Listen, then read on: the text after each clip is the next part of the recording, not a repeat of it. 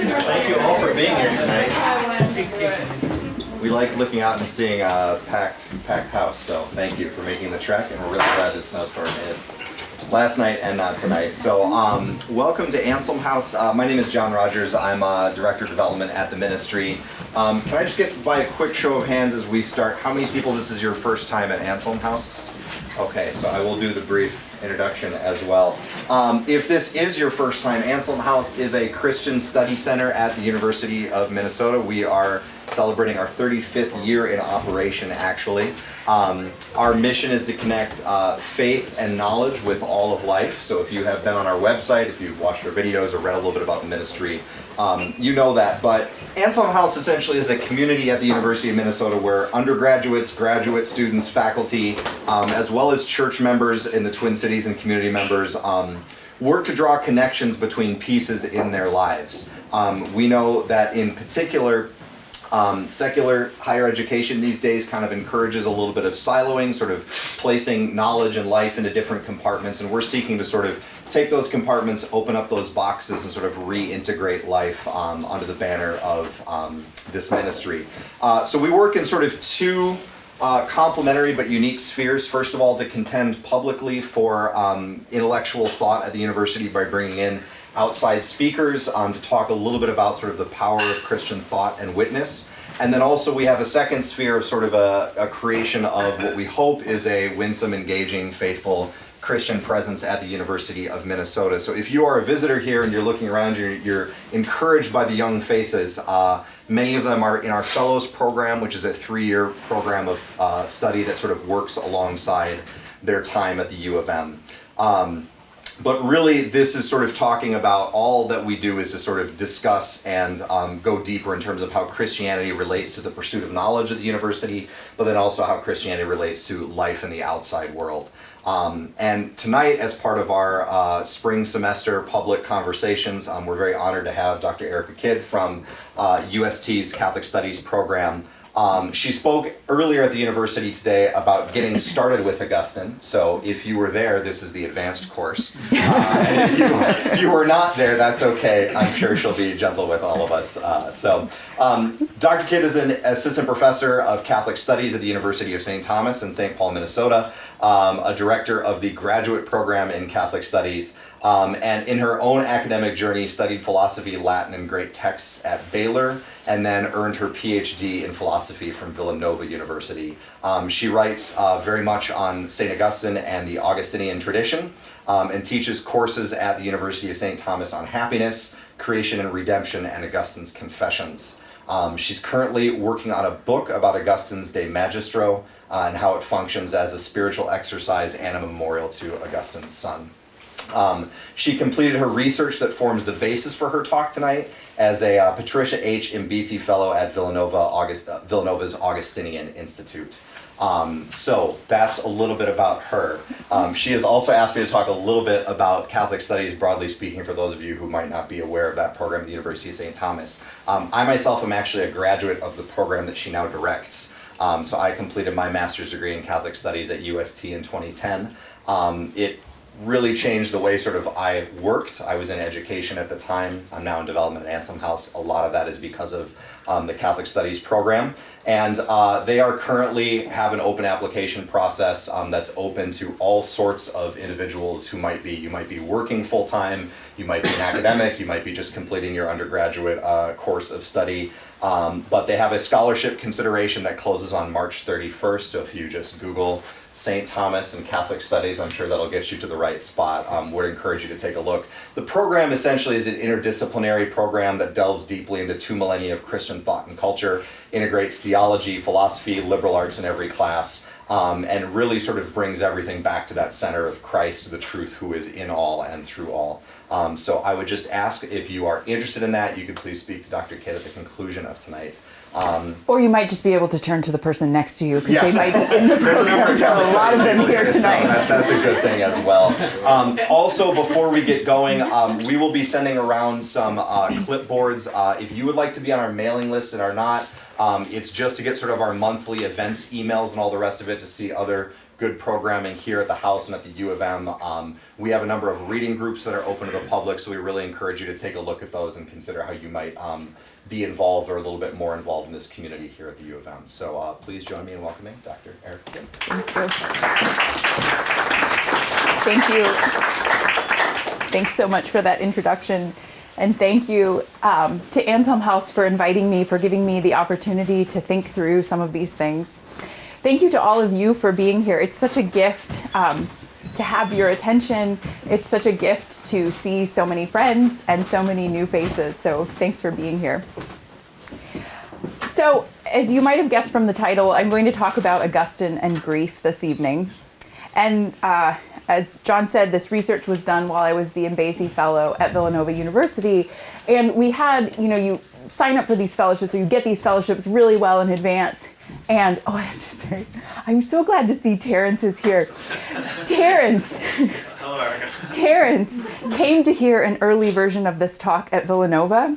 And now that he's come to a second talk of mine, I feel like I have a groupie, which has long been an academic aspiration of mine. So I feel like I've really kind of arrived. So thanks for coming, Terrence. We made all these plans for this fellowship to go out to Villanova, and we thought what we were going to do was move our family of 4 out to Villanova, my husband and our 2 children.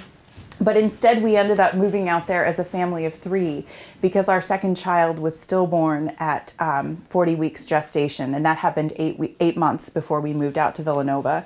And so we sort of arrived at Villanova very much in the midst of our grief. I had gone to Villanova to write about Augustine's De Magistro, and I had been arguing for years now that that text stands as a memorial to Augustine's dead son, and I suddenly found myself at Villanova trying to do this research and in the process of mourning my own son and feeling like all these things had suddenly become terribly relevant to my own life. So Augustine has a lot to say about grief. And I found that my pain and the struggle that I was going through, the struggle that I was having with God, really found voice in Augustine's words. And so that's why I want to share his wisdom, or some of what I've seen of his wisdom, with you tonight. This talk is rooted in 2 key convictions. First of all, that God has woven beauty and fragility together very closely in the human person. So what I love about Augustine is that he's so vulnerable to created beauties. The whole story of the Confessions is really a story of his loves. And I use that phrase, vulnerable to created beauties, really intentionally. Because on the one hand, Augustine is very much moved by and drawn towards beauty. He sees it, he notices it.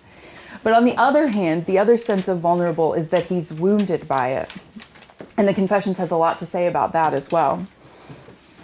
He's sometimes wounded because his attraction to created beauties leads him to sin, and I'm not going to talk so much about that tonight.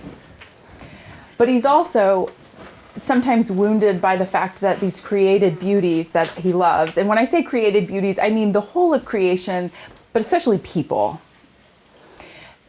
He's often wounded by the fact that these created beauties, these people that he loves so much, turn out to be mortal, and they die. So the second conviction of my talk, or the second thing that it's rooted in, is this conviction that God lets us lose what we love. And even among those who think that loss is not ultimate, we often find that the temporary loss brings us a very great grief. Augustine, I'm going to propose to you, helps us think through some bad responses to these facts about the world. One bad response is to think that what I should have done was just choose a more stable object of love, that I should have just loved God rather than a human being, that that's what God's trying to teach me. The second bad response is to worry that what I loved badly. Augustine thinks that we often tangle our guilt with our grief. And the third sort of bad response is to think that God failed to see the beauty of what was lost. Often Augustine thinks that when we grieve, we worry that we're the only one that really saw how beautiful what we loved was, and that God has failed to notice it, and that that's why God was able to let it go. I feel like I should also begin with a caveat. I'm not going to try to solve the problem of suffering in, I think I have 35 minutes or something like that. That was actually what I had proposed to Andrew initially, that I should give a talk doing that. But Andrew said, well, you can't go more than 40 minutes. And I was like, oh, it takes me 60 minutes to solve the problem of suffering. So I'm really sorry. And you can blame Andrew if you find yourself leaving without answers tonight. If I had just had a few more minutes, you would get them. But I want to share with you some words from Nick Walterstorff, who has a beautiful book called Lament for a Son. It's one of the best books on grief that I've read, and I've read a lot. And he says, writing about Job, quote, "I have no explanation. I can do nothing else than endure in the face of this deepest and most painful of mysteries. I believe in God, the Father Almighty, maker of heaven and earth, and resurrector of Jesus Christ. I also believe that my son's life was cut off in its prime." His son was killed in a mountain climbing accident. "I cannot fit these pieces together. I am at a loss. I have read the theodicies produced to justify the ways of God to man. I find them unconvincing. To the most agonized question I have ever asked, I do not know the answer. My wound is an unanswered question. The wounds of all humanity are an unanswered question." And I don't think the things that I'm going to share with you from Augustine tonight definitively answer the question, but I think Augustine gives some pretty good responses and some pretty good consolations. So my key question is this: can you love a God who lets you lose what you love? Or maybe to put it a little more specifically, what kind of God is it that lets us lose the things that we love? Because it's my conviction that our experiences of grief and loss tell us something about who God is.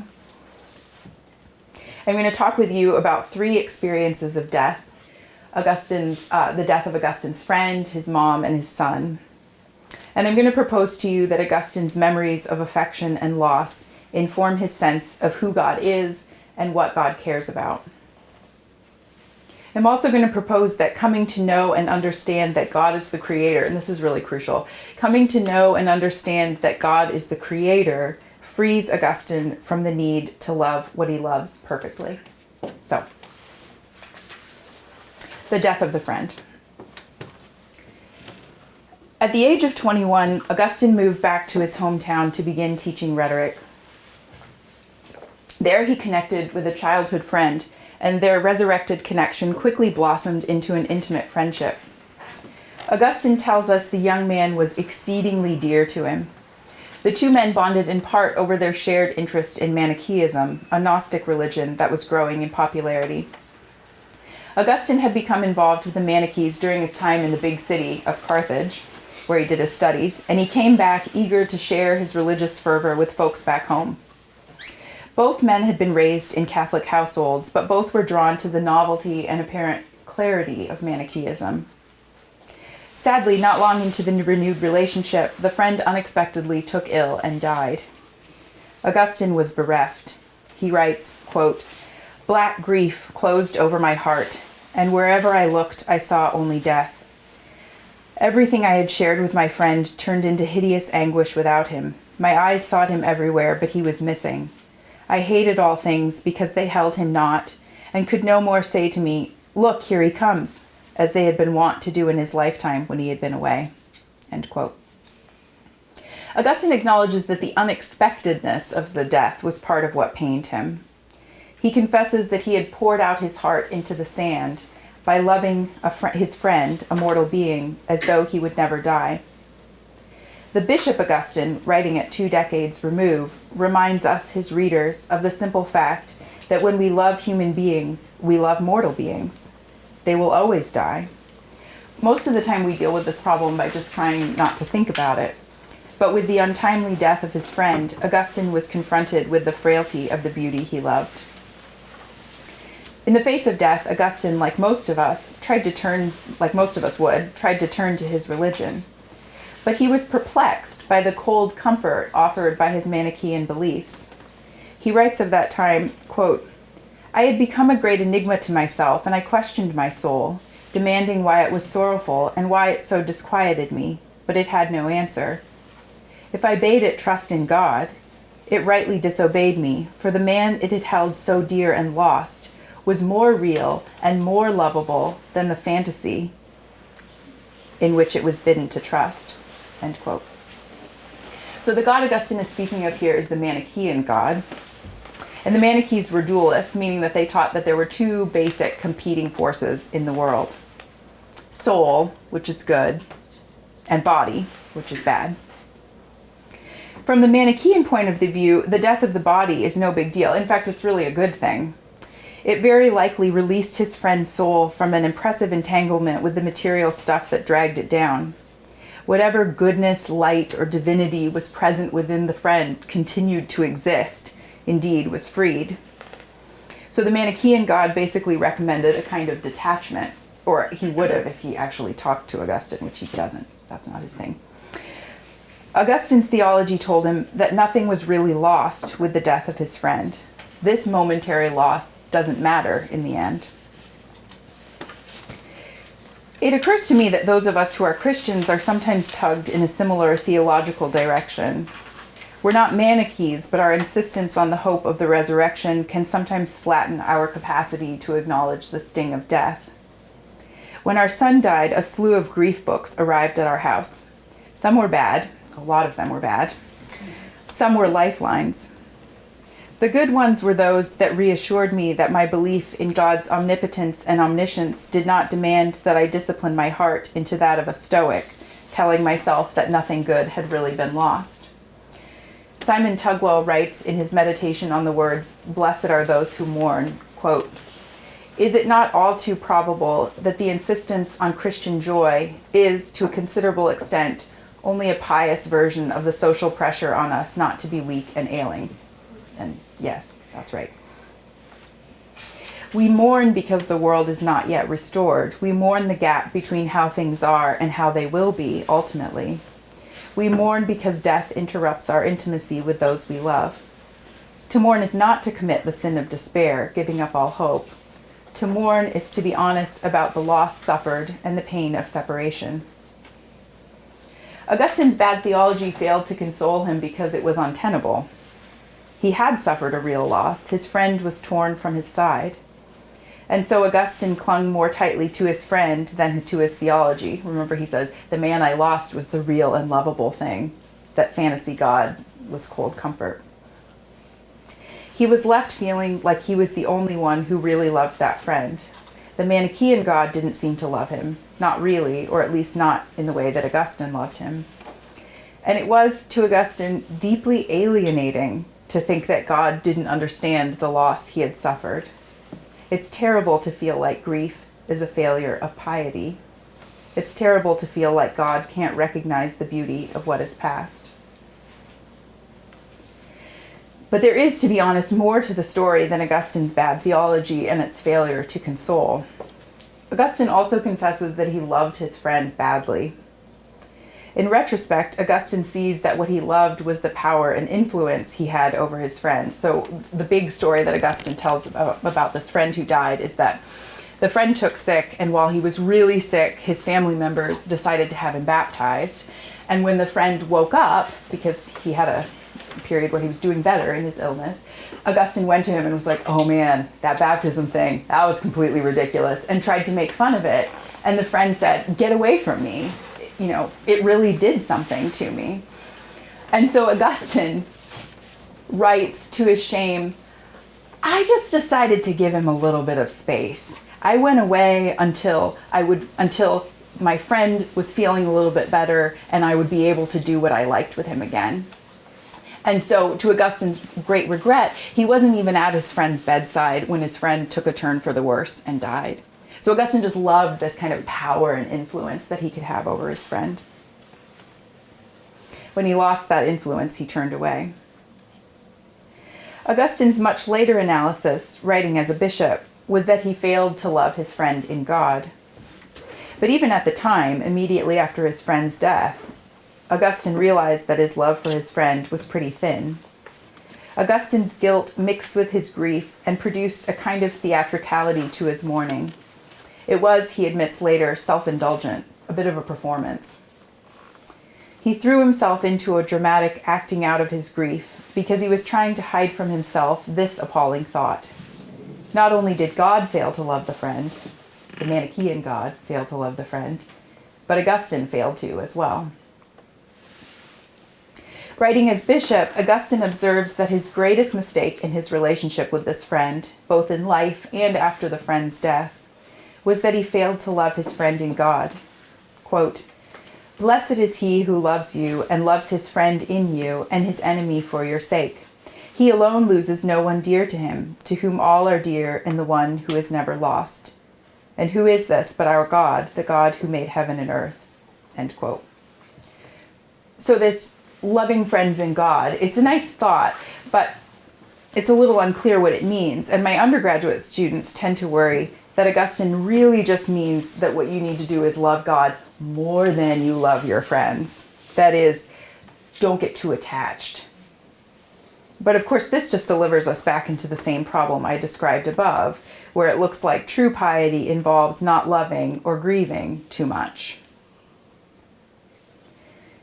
By way of response to such questions, Augustine offers an analogy between created beauties, including the people we love, and syllables, of all things.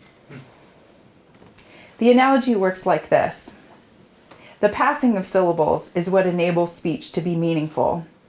If you hold on to one syllable, speaking devolves into meaninglessness. So if I just try to stay, I could stop my talk there, but that would be problematic.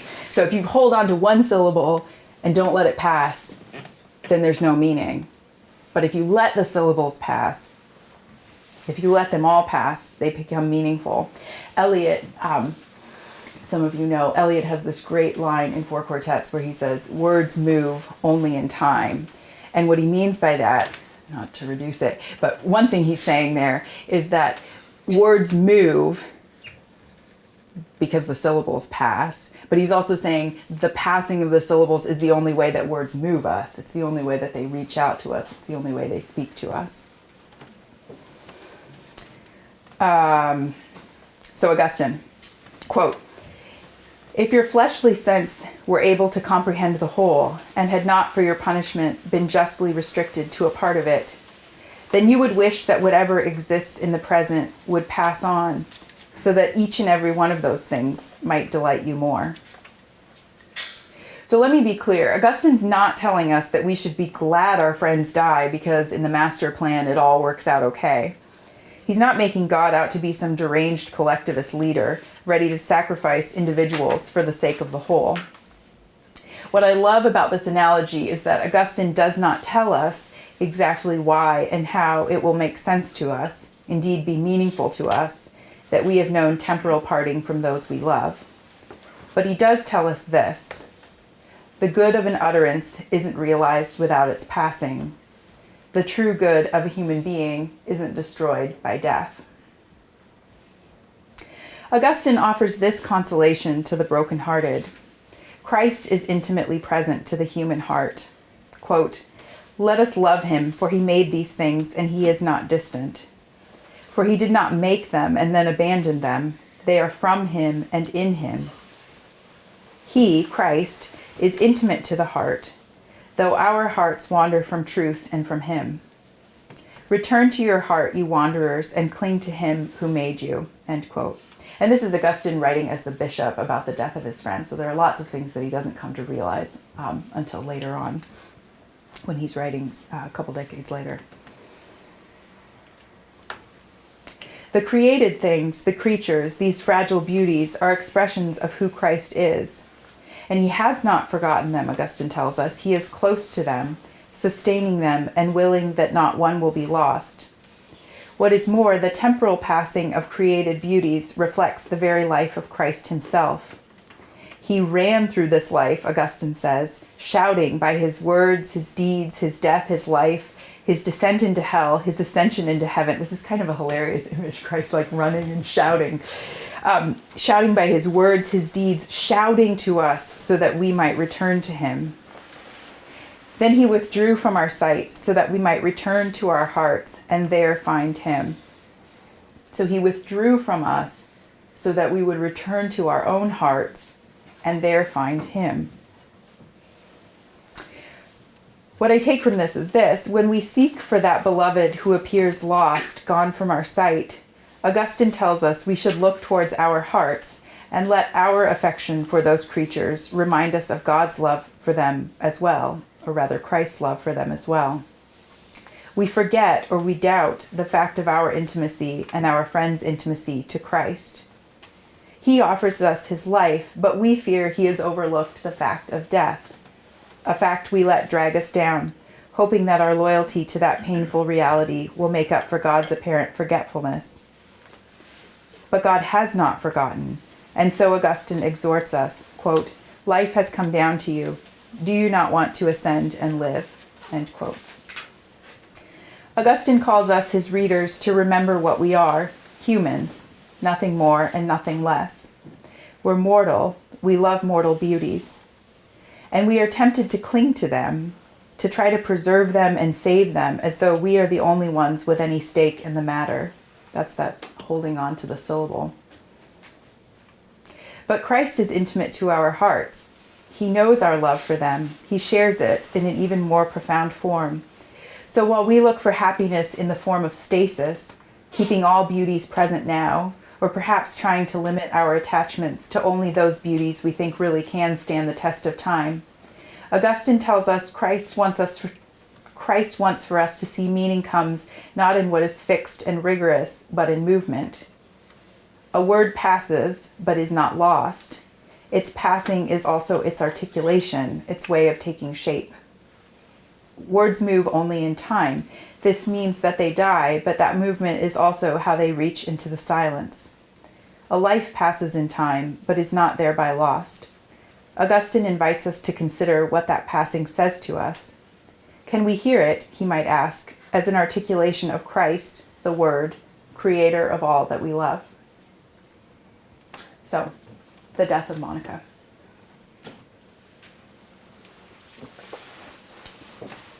Augustine's love of his friend traded on a forgetfulness about death. Because of that, the arrival of death was unwelcome and unexpected. But when Augustine's mother Monika died, death didn't come as an unexpected imposition on a world otherwise oblivious to mortality. Not only had Monika been talking with her family and Augustine's friends about her sentiments towards death, but more importantly, Augustine and his mother famously enjoyed a vision of heaven a couple of weeks before she died. The vision of heaven and the vision of God and of their hope in heaven is a vision emphatically rooted in the created order. I say this for three reasons. First, that vision takes place in a garden and points us back to that original garden, Eden, and God's creation of the whole of the created order. Their vision of heaven takes place in a place that is a symbol for the original creation. Heaven isn't an escape from the created order, but a fulfillment of it. Second, that vision of heaven takes place with Augustine's mom, she who is the source of his earthly origins and the one who delivered him into both life and mortality. It's extremely unusual to have a vision of God that's shared between two people. It's particularly interesting that Augustine thinks that you could have a vision of God with your mom. A lot of philosophers and theologians don't want to talk about their moms very much. And for probably interesting reasons. The third reason that I say that this vision of God is emphatically rooted in the created order is that what Agustin and Monika, his mother, find in their mystical ascent is the creator of the whole created order, not the Manichaean God. And the created order, at least after the fall, is a place where things die. But it was also given a life out of love, the love of the Creator. So let me say a little bit more about the vision. And I'll just say, it's hard to describe a vision. Augustine has a really hard time describing it. It's a little bit hard for me to talk about too, but I'll try to help you see where the highlights are. Scholars do lots of arguing about this vision and what's going on there. So Augustine and his mother are talking. They confer together very intimately. And the subject of their conversation is the eternal life of the saints and what that life must be like. So they're talking about heaven. As they speak, they find the pleasures of the senses pale in comparison beside the joy of that which is, and they lift themselves up in longing. They finally transcend even their own minds and touch on that land of never-failing plenty where life is wisdom. Life is wisdom. Wisdom is life. That wisdom is eternal being. It does not come into being and then pass away. But, and here's the really crucial part, it's not just the wisdom of an immaterial principle. It's not the Manichaean God who would say that the highest wisdom comes from paring down your sense of what's really of value, from not getting too attached to creatures. No, the wisdom of God is that by and through whom all things are made. It is the sort of wisdom Augustine can approach in the presence of his mom, which is to say, Augustine shows us that his birth into time and a body does not hold him back from eternal life. It does not hold him back from knowing God's life. Together, mother and son touch God's wisdom, that wisdom through which all of creation was made. They find a form of transcendence that turns out to be not identical with, but a fulfillment of the created life they have already been living. With a leap of their hearts, son and mother touch that wisdom, the sustaining source of all that is made. And this is the high point of the vision. And at this point, they're no longer talking, but they're just sort of lost in rapture. Then, sighing and unsatisfied, they return to the murmur of their voices, where words begin and end. The beginning and ending of words is a sign that they are back in a time-bound world. So Augustine here is saying the words are passing, but we're also back in the temporal order where time is passing. And all created beauties are passing. That's the state that we're all in right now. But mother and son, they sort of have this conversation after the vision. And in that conversation, they say that they long for the day when all transient things are still, not gone, not lost, but listening for him who made them, the Word, the eternal wisdom who abides above all things. So I'm going to say that again because this really fleshes out what was going on in Book 4. There will be a day when things stop passing. There will be a day when creatures stop being transient. And what we will see on that day is that those created beings are fully present and listening with rapt attention to the eternal voice of the one who made them. That would be life eternal, that life they glimpse together in their vision. That vision deepens Monika's longing for passing into that life. She longs to pass so that she might be fully present, listening to the eternal word. When Monika dies, a huge sadness fills Augustine's heart. At first, he doesn't want to give himself over to his grief, and he tries to control his tears, which he feels are unmanly. The boy Adeodatus does cry and is restrained by the other men present. Augustine's tears finally come when he gives himself over to reflection on his mother, on her devoutness, her holy kindness, her allowances towards Augustine. Those memories bring him to tears, and he weeps about her and for her, about himself and for himself. Augustine, you may remember, had a complicated relationship to his mother. There was much in her love for him that was virtuous and good, such as her faithful prayers, her concern for his salvation, and much that was dominating and controlling, such as her arranging to send away the love of Augustine's life so that he could make a more useful match. Augustine, for his part, manipulated and grieved her, and yet he also loved her deeply and with gratitude. He grieves the imperfections in their love, even as he grieves the temporary interruption of their time together. And it's important to note that Augustine says he grieves before God. In fact, he gives us this beautiful image that his tears collect and become a pillow for his heart. His heart rests in its grief before God. Augustine makes clear that grieving is something that can be done before God. It's not something to be ashamed of, and it's something God understands. But I think there's a deeper point here too. This time, Augustine grieves the imperfection of his love in the knowledge that the one whom he loves is held in the life they share, that life of Christ into which Augustine had recently been baptized. When Augustine's friend died, he felt like he needed to save that friend and tried to do so in memory, since the Manichaean God seemed so blind to the beauty of Augustine's friend and so indifferent to his passing. When Augustine's mom dies, he remembers she is taken care of in Christ.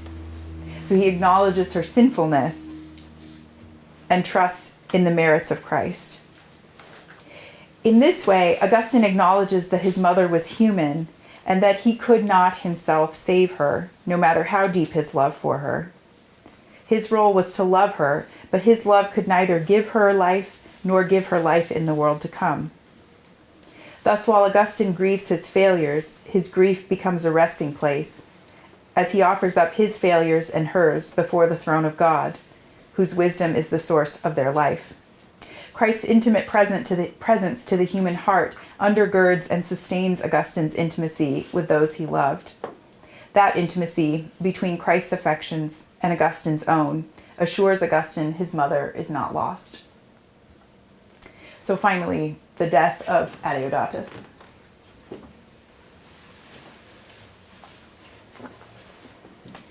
Augustine did not write a lot about his son Adeodatus. He devotes a paragraph of the Confessions to Adeodatus' death, which is more than his dad gets. I don't know if you guys remember this. This is the fourth death that I'm not talking about. His dad just gets and my dad died 3 years earlier. Oh, okay. Thanks for letting us know. Our best window into the relationship between Augustine and his son Adeodatus is the dialogue De Magistro, which records a conversation between them.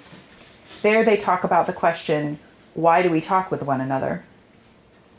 That conversation took place shortly before Adeodatus' untimely death at the age of 17 from a sudden illness, and Augustine hints the dialogue is meant as a memorial to his son whom he loves so deeply.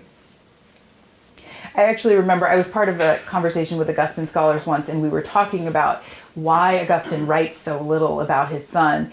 And one of the scholars there, who was a father, said, well, he pointed out that actually Augustine's silence was precisely what one might expect. Surely it was all that he could bear to write that brief, poignant memorial in the Confessions. And it's just sort of like, well, what else am I going to say? It's not always easy to speak about what is closest to one's heart. The death of a child is an acute and unique pain. Parents feel responsible for their children in a whole host of ways, and when one's child has slipped from one's grasp, one's finitude can come to feel tormenting. The limitations on one's powers are startling and awful, and the labyrinth of guilt can be dark and vast. Such parents may revisit every scene of perceived wrongs, real or imagined, wishing that their grasp might have been more secure. When we lose those we love, we may be tormented by anxiety about whether we loved well enough, attentively enough, responsibly enough, generously enough. Think back to Augustine's worry that he never really loved his friend, even though he wanted to. It seemed to him to compound his loss, that regret. But something very different happens here. With the death of his son, Augustine gives a properly measured acknowledgement of his guilt, and then accepts the release from responsibility God offers him. So let me explain what I mean by that. Augustine had a long-time relation with a woman who remains unnamed. He tells us in the Confessions that their relationship began as a pact for having sex, not children. But they did conceive a child and could not help but love him, naming him Adeodatus, or gift of God. This is what Augustine refers to when he says Adeodatus is born of his sin. Quote, "Nothing did I contribute to that boy's making except my fault," writes Augustine. And yet the boy was a wonder. He was beautiful. His brilliance, even as a young man, took Augustine's breath away. He says he surpassed many educated men of weighty learning. Augustine acknowledges that all these wonders were the gifts of the Lord God, creator of all things, who gives fair form to our deformities. What I mean to say is, Augustine takes the guilt any of us might feel over our failures of love and shows us its most extreme form.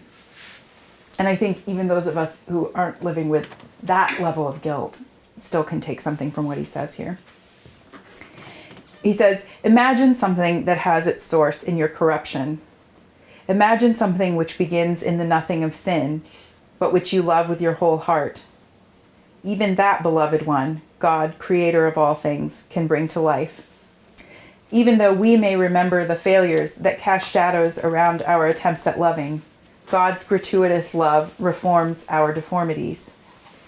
Having just been joined with his son in baptism, they were baptized together at Milan. Having just been joined with his son in baptism, Augustine is reminded that God loves Adeodatus beyond even Augustine's capacity for love. Augustine and God share that object of affection. And so he, Adeodatus, the dead child, is not lost. Neither lost because of Augustine's failure to love perfectly, nor lost by God's supposed indifference. This is why when Augustine suffers what must surely have been his most grievous loss, the death of his only son, he can remember him without anxiety, writing in Confessions 9, quote, "I have no fear at all for that man," end quote. I imagine Augustine offering something like this prayer to God over his son Adeodatus. He was beautiful and he was yours. You made him, giving him every beauty that he has. And his beauty, that which draws me so much towards him, is the testimony that he is your creation, that you are his author. His beauty is itself testimony of your love.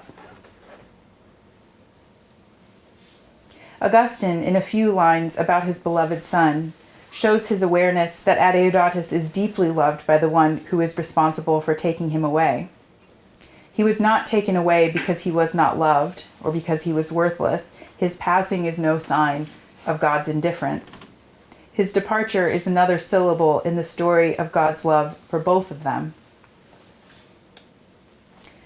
So, can you love a God who lets you lose what you love? Well, it depends on the God, really.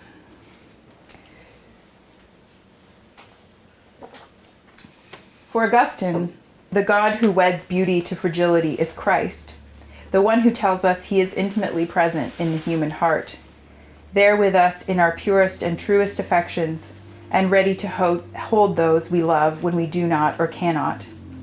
Augustine tells us, quote, "The good which you love is ab illo. It's from him. It's part of him. It belongs to him." End quote. Christ made all these beauties we hold in our hearts and is even closer to them than we can imagine. It is his heart, the heart of the Creator, that holds all our more fragile offerings of charity. Christ shares our love for what we love. That fact is what gives Augustine the confidence to suggest that a life passes in time but is not lost. Parting, for Augustine, comes to mean not merely heartbreaking loss, but articulation, an articulation which gives shape to the meanings of the life Augustine shares with others. He knows full well it's not easy to live with the fact that our hearts are not our own. Sometimes we worry they might shatter, or we suppose God wants children less liable to notice the sheen of created beauties, and so we try to seal up our hearts and make them safe. The fact that we have treasures in earthen vessels may tempt us to think God means to discipline us to accept a more sublime life, one more fixated on eternal principles or the promise of heaven, and less liable to be dragged down by memories of created goods. But our memory of our love and God's pushes back against such temptations. Those memories dilate our hearts into an awareness of how overfull they are and must be. Thank you.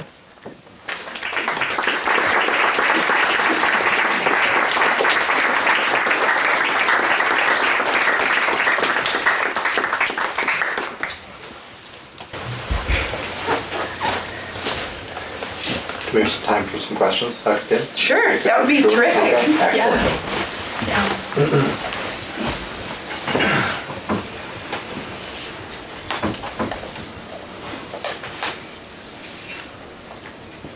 I have to say, you guys made it really hard on me. There were a lot of teary eyes out there. There were some people I had to quit looking at.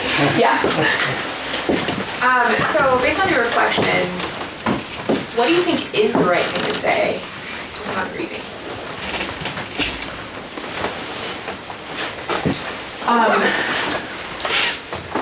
No one said anything truly awful to me. One person did, and there were sort of language issues, and it was fine. I mean, like she didn't speak English well, and so it was hard for her to know what to say. So it was totally fine. I've just been reading Job a lot, and I think all anyone really wants is for their pain to be acknowledged, right? All anyone really wants is for someone to say, I'm so sorry. And I think that's especially hard for Christians because we always sort of want to I'm so sorry, but also they're in heaven, don't forget, let's not get down into the, what is it called, the slough of despair or whatever.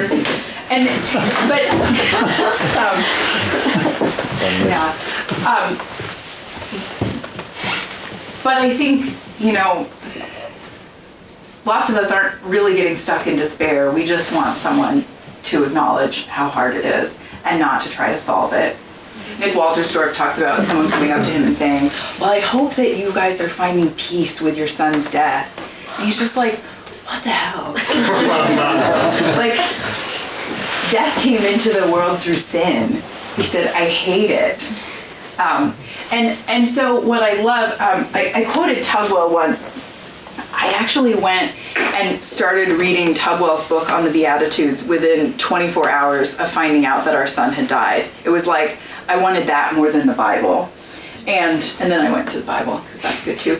But Tugwell's fantastic on mourning, because he says, mourning is appropriate because there is a gap between the way things are now and the way they will be ultimately. And so just acknowledging that gap, I think, can be a really important part of healing for people. You have to acknowledge that there's real grief there before you're able to let that wound begin to heal.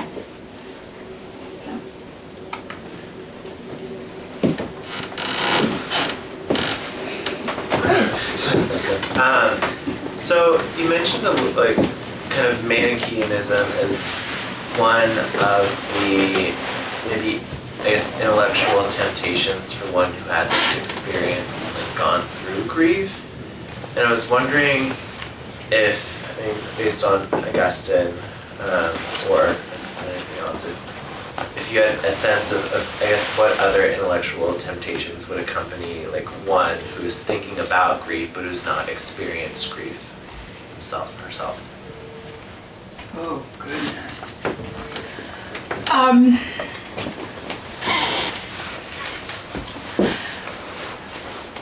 There's a lot of...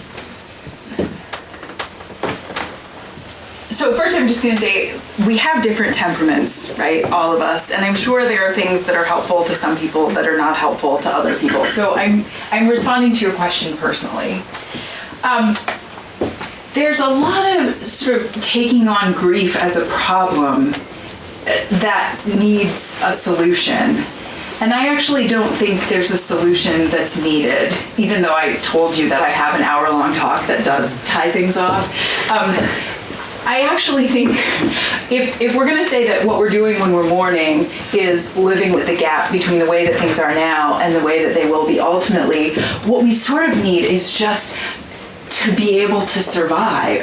To be able to continue to live with these losses that are going to continue to cause us so much pain. So I just wasn't very much helped by the ways that people might try to take death as a problem and then offer a kind of clever solution to it based on God's attributes. I'm glad that there are people out there doing that sort of thing. I just, when I was grieving, in the most intense sort of at the beginning, it was like, I just think this might actually kill me. How can I survive a little bit longer? And part of the way that I could survive a little bit longer was I had so many great friends, including so many people in this room, who just came alongside me and said, I'm so sorry. So, yeah. So this might be a topic for a different paper, but I'm going to still give it a shot. Yeah. Is the grieving process different for, many of us in this room probably have friends and family that are not Christians. So grieving one that is not Christian versus grieving one that is. Obviously, we're talking about the end. Can you speak to that at all? Yeah, and I think it's a good question, and I think you do see this in the stories that I talked about tonight, because when his friend dies, well, I guess that's not right. No, his friend is baptized.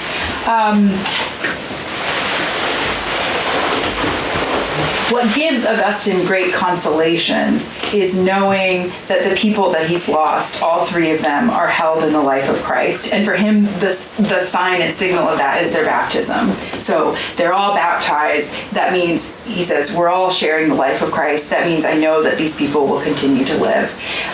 Yeah, there is a certain anxiety, certainly, that's attendant on not knowing what's happened to someone. My own sense, and this is certainly Augustinian too, is to say that there's much that we don't know and understand about God's mercy. And so if, I think Augustine would say, even if you don't know for sure if that person is a Christian, or even if they aren't baptized or something like that, he would still say, but you should still find consolation in the fact that that person was made by God. And I think he thinks, so there's part of us that's sort of tempted to say, I'm the one that really loves him, but what if he's not okay with God? And Augustine says, well, God loves him even more than you do. So you're worried about this person, the loss of this person, maybe the eternal loss of this person. Augustine's going to say, well, God loves and has that concern even more deeply than you do. And that doesn't necessarily answer all your questions, but I think it's helpful to not think that you and God are somehow in tension. Like, you are wishing that this person could be saved, and God is like, well, you see if the boxes are checked, because then I might not let this person in. So God has whatever concern and love you have for that person, God as their creator has even more deeply. Yeah. Sir, what was the role for Augustine in this process? And I'm not sure, maybe I missed it in there, but the process of blame. Like, was that ever at the forefront of his mind? I mean, you hear love and you hear concern, God's care, God's concern, but what about for him in the process of, obviously, with reference to the relationship that he had with the sort of immoral relationship, he blamed himself for that. But with reference to like blame of others, blame of God, did that play a role in his grief, and how did he process that? Yeah, so there was certainly a lot of blame of himself, and that's partly what motivates his grief over his mother, that he's just, he's realizing, I was a terrible son. She was constantly trying to take care of me, and I was running away from her all the time. And so that's partly what he offers out to God. As far as blame of God, well, let's see, first blame of others.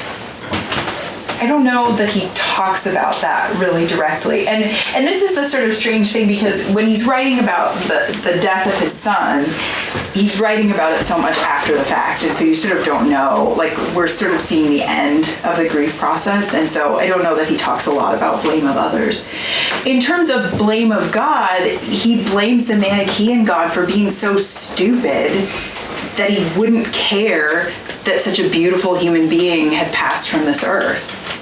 He just thinks that's horrifying. Like, how could you not notice the beauty of this man? How could you not care about the beauty of this man? Writing later, so part of the story is when he's writing later, he's writing as a bishop. And so he's always keeping in mind that he's writing for his flock. And so he's not necessarily going to just emote all over the page and write down, every rebellious or irritated thought he's had with God. So there's honesty in his writing, but there's also a real pastoral care. And so I think, some of that might just not show up all the stages of the grief process. So yeah, that's a good question. Yeah. My question's about the role of memory, and the difference. Is there a difference for Augustine, or even your sort of drawing lessons for yourself from Augustine? Is there a difference between faithful and unfaithful memory? And it seems like in a lot of our grief, my own grief, it's really easy to have distorted memory that serves all kinds of other interests. Mm-hmm. And it seems to me part of what, I'm even thinking of Peter's betrayal of Jesus by the charcoal fire. Betrays him 3 times, and then a couple chapters later, there's Jesus, asking Peter by the charcoal fire again, do you love me? Do you love me? Do you love me? Mm-hmm. And Jesus trying to work into his, sense of guilt and betrayal by trying to redeem his memory. Who are you? Mm-hmm. Who are you?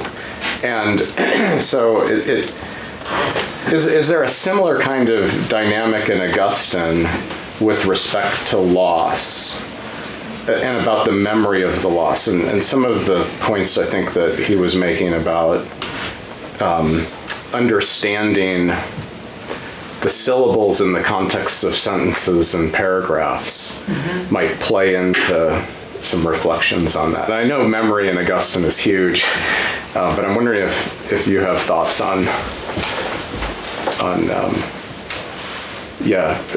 faithful memory and unfaithful memory. Yeah. It's such a good question. I wish I could just drag you up here and make you answer it, because it's a hard one.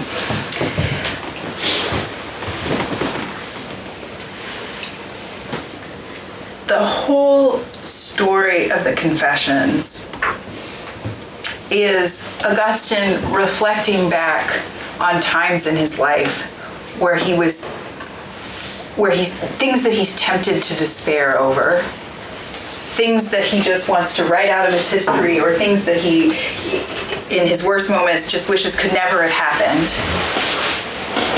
And when he brings those things, those moments, those times before God, his understanding of and his relation to those moments is completely transformed.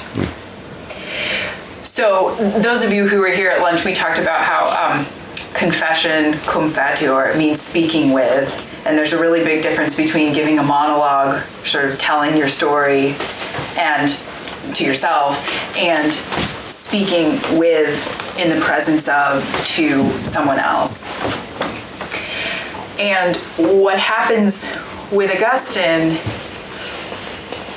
so I think this has to be part of the answer to this question about true and false memories, that there are lots of ways looking back where we're tempted to say, well, the whole story here is that I loved really badly, or the whole story here is I missed something important and failed to save the one that I loved, or the whole story here is God's indifference, or whatever kinds of terrible narratives that we want to present. And something about, it's just sort of obvious, but something about bringing all this before God, Augustine tells us, is healing, because God has a different interpretation of me and of my life than I do. Mm-hmm. And there's something about that interpretation. I mean, it's much more generous, right? Because I think usually what's going on with our memories is we're thinking about, like, I completely screwed this up. Like, here are all the things that I did wrong. Here are all the ways that I betrayed. And we get kind of stuck in that and think, well, this is unredeemable. I've completely messed this up. And that those bad forms of memory stand until we bring those memories before God in conversation. And I think what Augustine finds is God kind of gently says, that's not the whole story. That's not the way that I read this situation. That's not what I see going on here. But I don't know how to connect. I'm not sure what to say about the syllables, except that the rereading of memories can't happen in the moment. Right? I mean, I could not have written this talk, a month after my son died. There's just no way. And so it was something about that moment passing, but then a whole host of other moments passing and starting to see something of what God was showing me, which I would trade back in a heartbeat. I'd much rather have my son. Right. But you're right to suggest that the syllables are relevant because you just can't see the meaning sometime of the sentence until you get a little bit farther down into the words. And Augustine says, and this process is not even going to end in this life. It's going to take much longer. So, does that? Yeah. One of the things I find fascinating is, Augustine's writing from experience. And I have memories of reading C.S. Lewis' book, Problem of Pain, which is very theoretical, and then his real experience, we've observed. And what a contrast between theory, mere theory, and experience, and writing from experience. Right. And for me, the takeaway for the book of Job for me is God never answers Job's questions. He just shows up. And showing up is enough. I know. And I think, at least in my experience, when I go through grief, or I've gone through grief, and so you're asking all these questions and stuff, but they eventually become irrelevant because God shows up. Yeah. And I think that's what Augustine is kind of saying. Yeah, this is really dangerous, a really dangerous question for you to ask me, because I wrote a talk on Job 2 weeks ago and got sick and didn't get to deliver it. So I'm now a little bit tempted, like, hey, you want to hear another talk? So I'll limit myself. Right. God shows up and asks Job questions. Job really wants answers, and God shows up and was like, so were you there when I made the sea? Were you there when I made these animals? Were you there? Were you there? Were you there? And what really strikes me about Job is that at the beginning, Job is this very pious man who can't seem to notice the real. Job is this very pious man, and his relation to his children, the only relation that we hear about is that they go out and have a fun time and party, and he stays at home and prays and offers sacrifices because they might have done something bad. And at the end of the story, after he's had this revelation of God the Creator, right, of God saying, were you there when I made all these things? This revelation of the majesty and beauty of God. At the end, he gets new children, which really ticked me off for a while. But he gets new children, and he gives them names that are, I'm gonna forget them now, but one of them is like eyeshadow, one is mascara, and the other one is like some other thing related to beauty. And what I think is going on there is, by the end of the story, Job sees the beauty of his children in a way that he never saw before. And I think that's why this emphasis on beauty, or that's why this emphasis on experience is so important, because what I think Augustine has shown me is that God's attentiveness to the created order should heighten my own attentiveness to the beauty of the created order. And so it's not helpful for me just to have the kind of theoretical account. What I really need to be reminded is that I am being invited through the whole of my life, not just through this particular experience, but through the whole of my life, I'm being invited to attend more deeply and more attentively to the beauties that are right in front of me, that God wants me to notice. So, yes, I agree with you. I think the experience piece is really, really central. Terrence. Yes. Hello. Terrence. May. Chicago. Just. I want Okay, you to good, be good. there. I'll put it down. I've got it. I've got Are you wearing t-shirts? Yeah. No, I'm wearing it. Just as cool Thank you. So since I'm struggling to write a dissertation, I'll ask you about my dissertation so you can help me. So it's a very different context, but Does it have anything to do with Augustine, or is this just more yes, it's going to be about Augustine, and it's going to be about grieving. Okay. And not grieving my dissertation, but just grieving. Okay. And that'll come later.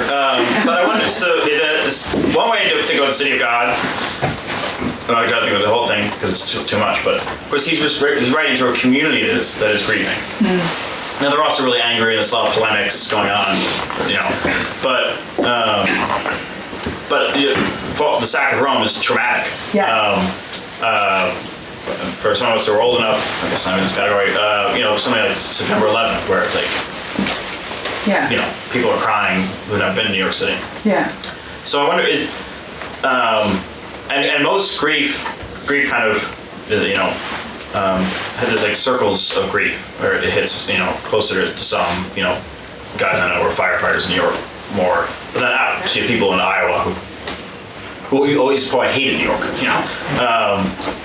or people in, North Africa who may not have been super keen on Rome all the time. But so I guess what is communal grief look like this, or even just how does Babylon or Rome or the United States grieve differently than the Pilgrim City, or is there a difference, especially for these mixed up things? And I'll take extensive notes. Movie chapter 2. You just want me to write it right here now.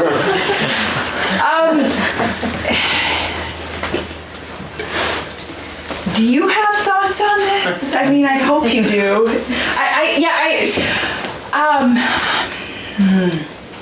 I don't really have a lot to say about this. I mean, I've just been so focused on the personal. And of course, there are all kinds of grief. All different kinds of grief being described in the city of God. People had suffered in all kinds of different ways. And we're trying to give each other consolation in light of that. But I'm not sure what to say. I'll probably come up with something later. Okay. Or not, but But do you have thoughts on this, or I guess is there something that's different between what you've been finding in the City of God and what I'm finding in the Confessions? And then maybe this thing that strikes me, maybe the most important thing would be Monica's own advice, which is to remember me at the altar, which is very different than the kind of Roman rage of the attack on kind of Roman solidity, to remember at the altar. And the kind of, his great homily someplace, this idea of that we sing and keep going in this kind of world where there's a lot of grief. But it doesn't mean we stop grieving, but we sing and keep going. Right. And that's different than when his friend dies. He doesn't. There's less of a kind of to remember at the altar versus a communal practice. Right. But it's different than the desire to go and kill the barbarians or bomb Iraq. Yeah, and it's interesting, well, not to that last point, but it is interesting that Augustine sort of tries to draw us all in. So after he tells the story of the death of his mother, then he speaks directly to his reader and says, continue to pray for her and remember her. And my students are always like, should I do that? And I was like, no, she's a saint. Stop with that. One of my students was like, I did that. And I was like, well, that's great, but not helpful. We're done with that now. But yeah, you should write this dissertation and then see if you can get Brian to invite you. Great, we'll figure it out. Yeah. All right. Well, thank you all so much. Your attention was really a gift to me, and I'm grateful to you for coming. And if you are interested in the CSMA program, I'm here. So thanks for coming.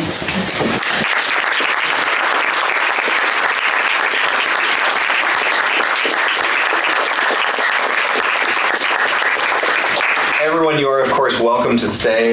There's plenty of food and drink remaining, so please stay, talk, discuss, ask good questions, get to know each other. And if you are interested in further Anselm House events, these two giant boards behind Dr. Kidd, for which I apologize, it seems kind of on the nose at this moment. We have two talks coming up throughout the course of the rest of the semester. Moral formation of the health sciences is actually tomorrow at noon. So if you want to come back, there's more information that can be found here. That will be on the east bank of the U. And then in April, editing the human genome is coming up as well. If you're interested in our reading groups as well, those are on the mantle. You can come speak to any staff member about that. Brian, me, Natalie, and Casey, I believe, is somewhere in the room as well. So please feel free to approach and ask us a little bit about reading groups. So let's just one more time thank Dr. Kidd for coming.